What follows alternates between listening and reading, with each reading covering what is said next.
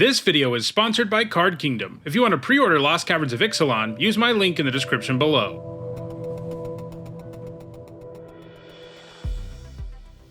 Hi everyone, I'm Ixalan, and I'm continuing today with my Lost Caverns of Ixalan limited set review. Yesterday I looked at all the multicolored and colorless cards, and today we'll be continuing with white. For each of these cards, I'll discuss how I think they'll play in limited, and I'll sum up my thoughts by using a letter grade. If you're new to my set reviews, you can find out what my grades mean by looking in the description.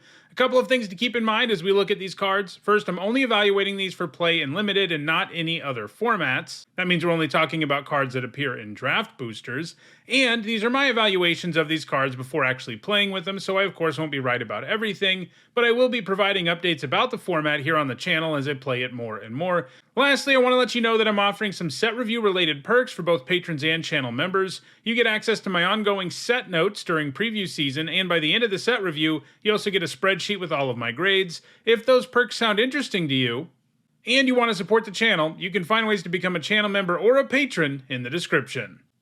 Alright, let's look at our first white card in Lost Caverns of Ixalan, which is Abellos Awakening. For X, 3 generic and a white, it's a rare sorcery, and it says return target artifact or non-aura enchantment card from your graveyard to the battlefield with X additional +1/+1 counters on it. It's a 1/1 spirit creature with flying in addition to its other types. This set has lots of artifacts for you to bring back with this. In fact, artifacts are one of the big themes for white in this set, but the question is how many there are that are really worth spending this much mana to bring back. The fact the Awakening makes it into a creature, one that can get increasingly large the more mana you have, softens the blow, but it still feels like there will frequently be situations when this just doesn't feel efficient. This set does have more graveyard stuff than normal too, so I think this will work well enough to be nice in mini decks, but it's probably not amazing. I'm giving it a C+. Next up, it's Acrobatic Leap, which for 1 white is a common instant. Target creature gets +1/+3 and gains flying until end of turn, untap it. 1 mana tricks that give +1/+3 are rarely very good and limited. The boost is enough to save a creature in combat, but not enough to help it win combat often enough. The flying and untap angle here do make it so you can both punch in for lethal in the air or ambush a flyer. There are also some effects in the set that let you tap creatures or artifacts for value, but those use cases are all much too infrequent for this to be something that makes the cut in all your white aggro decks. I'm giving this a C-.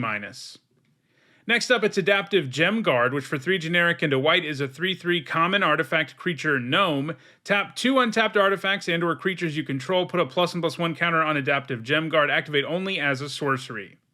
4 mana 3/3s have not performed well as late. The fact that aggro decks can just attack into them with their 2 and 3 drops while they hold up a combat trick has been a real problem. This one can get bigger if you have artifacts and creatures lying around, and that's pretty doable. It even counts itself for the effect. Overall, this feels like it will do enough to be a solid playable. I'm giving it a C. Next up, it's Attentive Sunscribe, which for 1 generic and a white is a 2/2 artifact creature gnome at common, and when it becomes tapped, you scry 1.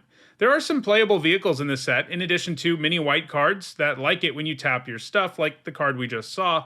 This adds a decent bonus to those effects while being an early artifact to get those kinds of things going. I'm giving it a C. Next, there's Bat Colony, which for 2 generic and a white is an uncommon enchantment. When it enters the battlefield, you make a 1/1 black bat creature token with flying for each mana from a cave spent to cast it. Whenever a cave enters the battlefield under your control, put a +1/+1 counter on target creature you control. So cave is a land subtype that appears on a bunch of commons and uncommons in this set.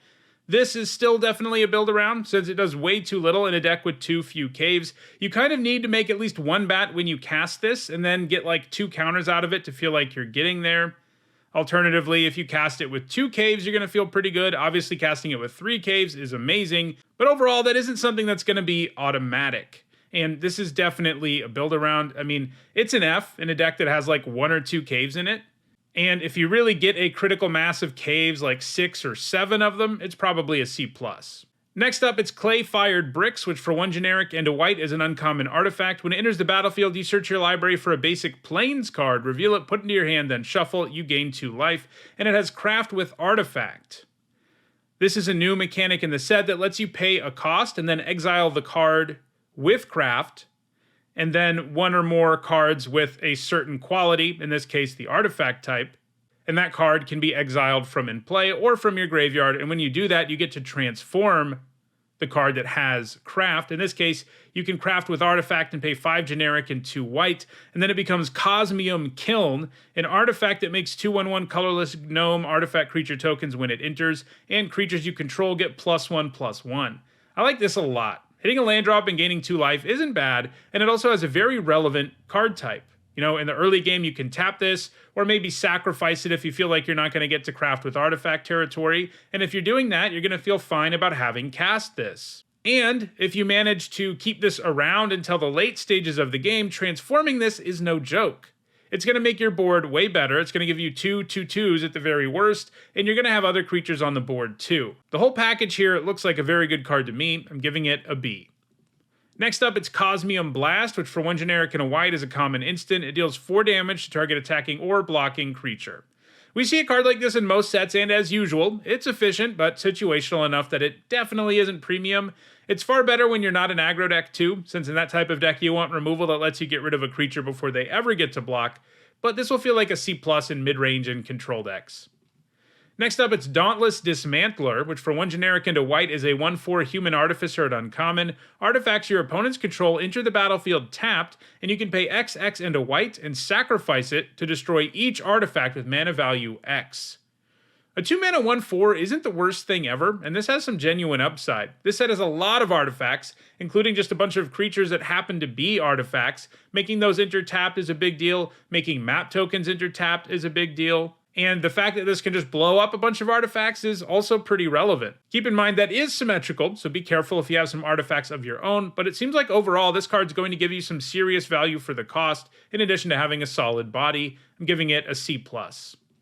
Next up, it's Deconstruction Hammer, which for 1 white is a common artifact equipment. Equipped creature gets +1/+1 and has 3 generic, tap, sacrifice Deconstruction Hammer, destroy target artifact or enchantment, and you can equip it for 1 generic. I think this looks pretty good. 1 to play and 1 to equip for +1/+1 is a borderline playable, like a C- level card, and this set has more than enough targets for the disenchant effect to have targets. This will be able to destroy creatures even, and I think this will be a surprisingly good common because it can destroy so many permanents in the format. I'm giving it a C+. Next up, it's Duskrose Reliquary, which for 1 white mana is an uncommon artifact. As an additional cost to cast it, sacrifice an artifact or creature. It's got Ward 2, and when it enters the battlefield, you exile target artifact or creature an opponent controls until Duskrose Reliquary leaves the battlefield. Oblivion Rings are great and limited, and this one is crazy efficient, but obviously having to sacrifice something really lowers the power level. Still, white has lots of map and gnome tokens, so giving up something that doesn't matter seems doable enough for this to be pretty good, and adding ward to the mix definitely matters too. It takes some setup, but I think there are enough expendable things for you to sacrifice when you cast this for this to feel like premium removal, often enough for this to be a B-. There will be some decks where it's like a B+, and some decks where it's a little worse than that because you don't have good fodder, but I think the average grade comes out to about a B-. Next up, it's Envoy of Okek Aha, which for 2 generic and a white is a 3/3 cat advisor at common. You can pay 4 generic and a white to make a 1/1 colorless gnome artifact creature token.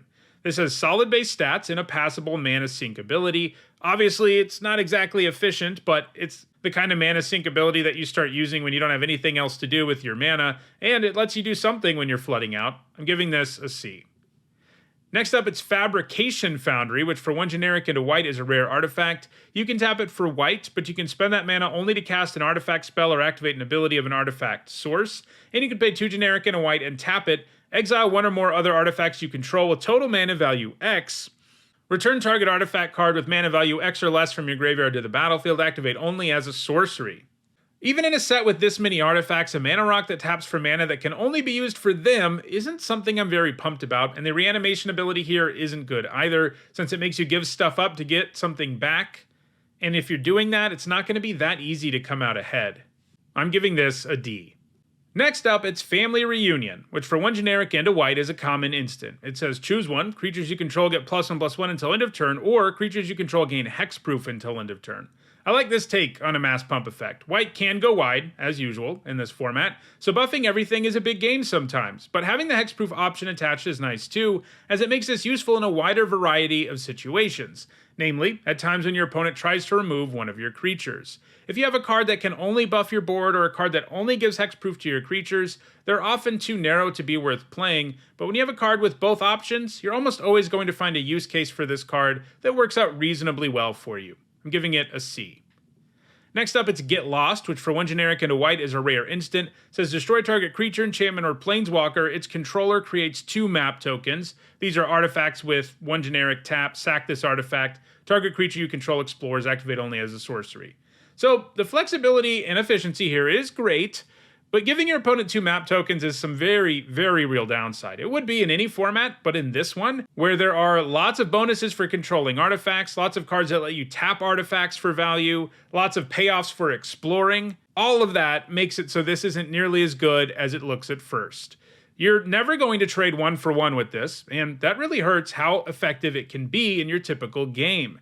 You can use it on your own permanent if you desperately need maps, but that's not exactly good either. We just never see removal that gives your opponent something of very real value work out in Limited. You want your removal to trade 1 for 1, and this doesn't do it. Still, it is cheap enough and flexible enough that it's probably a C, but if it goes in any direction, it's going to go down from here. Next up, it's Glorifier of Suffering, which for 2 generic and a white is a 3/2 vampire soldier at common. When it enters the battlefield, you may sacrifice another creature or artifact, and when you do, you put a +1/+1 counter on each of up to 2 target creatures. Putting a counter on 2 things is a pretty nice payoff for throwing away a gnome token or a map token, and can really make an attack far more formidable. It can also put a counter on itself, which is nice. This seems like a quality payoff for aggressive sacrifice decks in the format, giving it a C+. Next up, it's Guardian of the Great Door, which for 2 white is a 4/4 angel at uncommon. As an additional cost to cast it, tap 4 untapped artifacts, creatures, and or lands you control, and it has flying. A 2-mana 4/4 flyer is nuts, but this obviously takes serious setup, and it will virtually never come down on turn 2. The good news is, a 4/4 flyer is relevant all game long, and if you play this on like turn 5, when you also play a 3-drop, that's still an amazing turn. As we've already seen, white is definitely able to go wide with tokens of the map and gnome varieties, so this isn't far-fetched. I'm giving this a C+. Next up, it's Helping Hand, which is an uncommon sorcery that costs 1 white. Return target creature card with mana value 3 or less from your graveyard to the battlefield, tapped. This feels reasonably efficient when you get back a 3-mana creature, and there is certainly graveyard stuff in this set, but this is still a card that feels a bit too situational to be anything special. Feels bad in your opening hand, for example. Entering tapped definitely hurts too, starting it at C-. Next up, it's Ironpaw Aspirant, which for 1 generic and a white is a 1/2 cat warrior at uncommon, and when it enters the battlefield, you put a +1/+1 counter on target creature. We see 2-mana 1/1s with this ETB all the time, and they tend to be solid or better. So getting a 1/2 instead is a big upgrade. That makes it a 2/3 if there's nothing else around, which is a pretty good turn 2 creature. And then in the later game, you can put the counter somewhere where it's more meaningful. Obviously, this also works well with the green-white theme of having higher power than base power too. This looks like a really good common, giving it a C+. Next up, it's Kinjali's Dawnrunner, which for 2 generic and a white is a 1/1 human scout at uncommon. It's got double strike, and when it enters the battlefield, it explores. This means you reveal the top card of your library, put that card into your hand if it's a land, otherwise put a +1/+1 counter on this creature, then put the card back or put it into your graveyard. As with all the good explore creatures, this one's going to feel good no matter what happens. A 3-mana 1/1 with double strike that draws you a card is good, and a 3-mana 2/2 with double strike that gives you some card selection is even better. I'm giving this a B-. Next up, it's cils Flanker, which for 2 generic and a white is a 3/1 cat warrior at rare. It's got flash. When it enters the battlefield, you choose one. Put a +1/+1 counter on cils Flanker for each creature that left the battlefield under your control this turn. You gain 2 life and scry 2, or exile target player's graveyard. This looks nice. It can flash in and eat a lot of more expensive creatures, while giving you another effective value, either shutting down a graveyard deck or gaining you some life and improving your next few draws. Alternatively, if there's a turn where a whole bunch of stuff of yours left the battlefield, it can just come down as a huge creature. That last mode won't come up as often as you'd think, even with Flash. We've seen that in the past with this effect, but this makes up for that by having these other very useful modes, and then when the mode where it's a huge creature is good, you still have access to that. It's hard to imagine ever casting this and feeling bad about it. I'm giving it a B. Next up, it's Malamet Warscribe, which for 3 generic and 2 white is a 4/3 cat warrior at uncommon. When it enters the battlefield, creatures you control get +2/+1 until end of turn. That's a big boost. We see white creatures that give +1/+1 to everything all the time, and 1 more power is a huge upgrade. You don't even have to be going that wide for this to have an impact on your turn, as it will make just about any board way better at attacking. I'm giving this a B-. Next up, it's Market Gnome, which for 1 white is a 0/3 artifact creature gnome at uncommon. When it dies, you gain a life and draw a card, and when it's exiled from the battlefield while you're activating a craft ability, you gain 1 life and draw a card. Sacrificing and crafting are both things white decks want to do in this format, and this is going to be one of the best things for when you're doing that, because, getting that whole card is great. It's also not a bad chump blocker, obviously, since it replaces itself. I'm giving this a C+. Next up, it's Might of the Ancestors, which for 2 generic into white is an uncommon enchantment. At the beginning of combat on your turn, target creature you control gets +2/+0 and gains Vigilance until end of turn. This is a boost that can make just about any creature into a way better attacker, and you get to trigger the turn you play it, provided you played it in your first main phase. Still, there are situations where a card like this just doesn't do enough to make your board state any better, and it feels miserable in those situations. Sometimes you just can't be the beatdown, and this card is effectively blank when that's the case, giving it a C. Next up, it's Miner's Guidewing, which for 1 white mana is a 1/1 bird at common with flying and vigilance, and when it dies, target creature you control explores. They like printing 1-drops that give you a lot of values these days, and this is another one of those. A 1 mana 1/1 with flying and vigilance isn't a great card on its own, but there are enough counters and equipment around in this format, and it certainly carries those well, and doing something when it dies is nice too. The downside is sometimes you won't have anything to let explore, so it isn't a trigger that always matters, but I think it will matter often enough. I'm giving this a C. Next up, it's Mischievous Pup, which for 2 generic into white is a 3/1 dog at uncommon. It's got flash, and when it enters the battlefield, return up to 1 other target permanent you control to its owner's hand. This is not quite as good as the flanker we saw earlier, which was also a 3 mana 3/1 with flash, but it had a whole bunch of different abilities. This only has 1, and it's one that's just not always going to be that useful. Or when it is useful, it's not always that powerful. Obviously, the best thing to do with it is to rebuy into the battlefield abilities, or even better, have a creature dodge a removal spell. Other less powerful things you can do with it are just block with something and then bounce it back to your hand by casting the pup so that your creature doesn't die, but you still don't take damage. You can also use it to make an aura-based removal spell go away, things like that. Overall, it seems like between the ability to come in and ambush things and give you a little bit of extra value, this looks like a pretty good card. I'm giving it a C+. Next up, it's Oare Talk, Deepest Foundation, which for 4 generic and 2 white is a 6/6 legendary creature god at mythic rare. It's got vigilance. If 1 or more creature tokens would be created under your control, 3 times that many of those tokens are created instead. When it dies, return it to the battlefield tapped and transformed under its owner's control, and it comes back transformed as Temple of Civilization, a land that can tap for 1 white, or you can pay 2 generic and a white, tap it, and transform it. Activate only if you attacked with 3 or more creatures this turn, and only as a sorcery. A 6 mana 6/6 with vigilance isn't bad top curve in most limited decks, and this has way more upside than that. Tripling creature tokens is pretty insane. You're not always going to be able to take advantage of it, but there are ways to make tokens in white, as there always are, and you'll be able to take advantage of it often enough that that upside definitely matters. Additionally, the gods in this set can all turn into lands when they die and then give you a way to get them back, and getting Oare Talkback isn't too challenging, as attacking with 3 creatures won't be that hard in most white decks, especially if you've tripled a token making effect at some point. Getting a 6/6 vigilance back even a single time is enough to break most games wide open, even if we don't take the token multiplying effect into account. In short, this is big and hard to get rid of entirely, and that alone makes it a bomb. I'm giving it an A. Next, it's Old Tech Archeologist, which for 4 generic into white is a 4/4 human artificer scout at common, and when it enters the battlefield, you have 2 options. You can scry 3, or return an artifact card from your graveyard to your hand. I love that they gave this a mode where it does something even if you don't have an artifact to get back, as this type of card can be pretty bad when you don't at least get something with the end of the battlefield ability, and Scry 3 is pretty big. I mean, it really improves your next couple of draws. Meanwhile, if you can get an artifact back, we're talking about a straight up 2-for-1. The inefficient stat line holds it back some, but I think most white decks are going to want the first copy of this and take it reasonably highly, giving it a C+. Next up, it's Old Tech Cloud Guard, which for 3 generic and a white is a 3/2 human soldier at common with flying. When it enters a battlefield, you make a 1/1 colorless gnome artifact creature token. In a vacuum, this would already be a really good common for limited. Getting 2 bodies, including a 3/2 flying body for 4 mana is a really good deal, but this is even better than it looks at first because the 2 bodies means that you have good sacrifice fodder here. It also means that if you have effects that want you to tap things for value, this can do it pretty much all on its own. And on top of that, it's just good at going wide and it's a really great rate. This is just a really good common. I'm giving it a B-.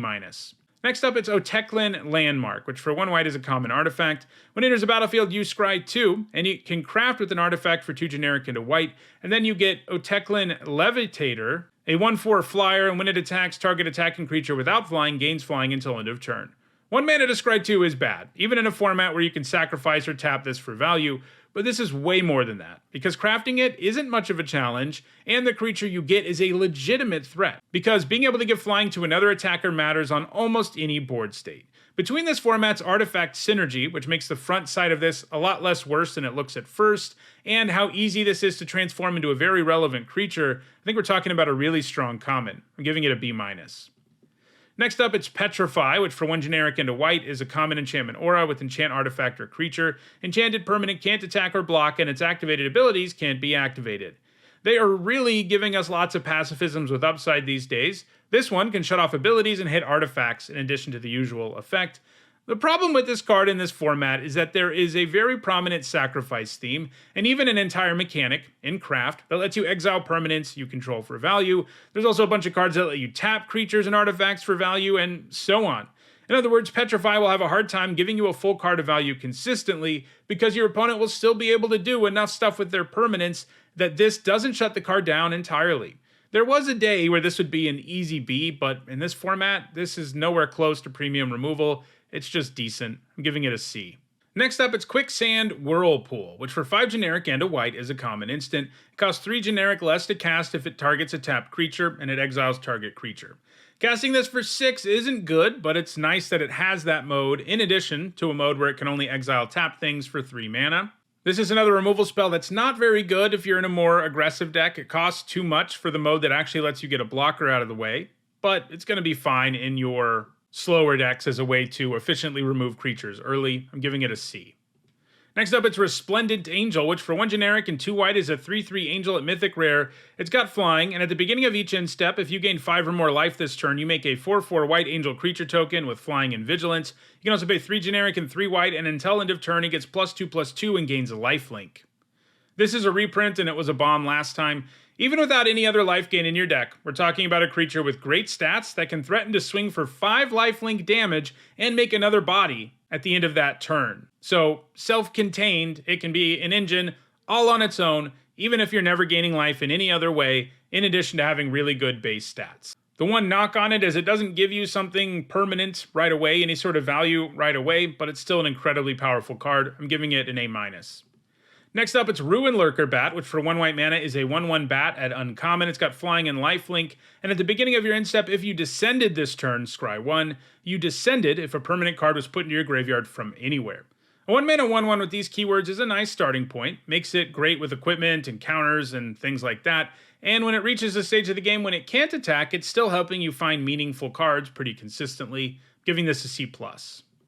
Next up, it's Sanguin Evangelist, which for 2 generic and a white is a 2/1 vampire cleric at rare. It's got Battle Cry, which means when it attacks, each other attacking creature gets +1/+0 until end of turn. When it enters the battlefield or dies, you make a 1/1 black bat creature token with flying. This is strong. A 3 mana 2/1 that makes a 1/1 flyer is already an amazing limited card, but this tags on so much additional value. Getting a flyer when it dies means your opponent can basically never remove this profitably, and they are kind of going to want to remove it because Battle Cry is a pretty big problem on lots of board states. This just gives you so much value for the mana cost, and it has incredibly high floor thanks to its Into the Battlefield and death triggers. I'm giving it a B+. Next up, it's Soaring Sandwing, which for 4 generic and 2 white is a 3/5 dinosaur at common. It's got flying, and when it enters the battlefield, you gain 3 life, and it has plane cycling for 2. So, this set has a cycle of common land cyclers. They cost 2 generic to land cycle again, which we saw in the recent past didn't fare that well. Land cyclers that cost 1 have performed really well, but land cyclers that cost 2, not so much. That's just a lot of mana to spend to search up a land when you probably would rather just play a 2-drop. You know, a land cycler that costs 1 is so good because oftentimes you can't do anything on turn 1 anyway. That said, I actually like most of the cards in the cycle a reasonable amount because this set has such a prominent graveyard theme. However, unfortunately for Soaring Sandwing, the graveyard theme in white is not very prominent. You know, we just see a card that cares about descending, but there's not much of that in white. So you have a card that's kind of a clunky land cycler, and it's nice to have that mode early, and then in the later game it can come down as an inefficient creature, but one that's big enough and gains you enough life that it can sometimes stabilize you, but don't overlook the fact that it's also incredibly efficient when you cast it, just like it is when you land cycle it. I think this one's probably just a C-. If white had a more prominent graveyard theme, it would be better, but it just doesn't. Next up, it's Spring-Loaded Saw Blades, which costs 1 generic and a white for an uncommon artifact. It's got flash, and when it enters the battlefield, it deals 5 damage to target tapped creature an opponent controls, and it has craft with an artifact for 3 generic and a white. When you do that, it transforms into Blade Wheel Chariot, a 5/5 artifact vehicle with crew 1, and you can also tap 2 other untapped artifacts you control to make it become an artifact creature until end of turn. So let's set aside craft for a moment. 2 mana for 5 damage to a tapped creature at instant speed is a pretty good rate. Sure, it is restrictive and not really the kind of removal spell an aggro deck is excited about, which we've seen several times in this video, but it can definitely trade up in many situations and even produce blowouts when combat tricks are involved.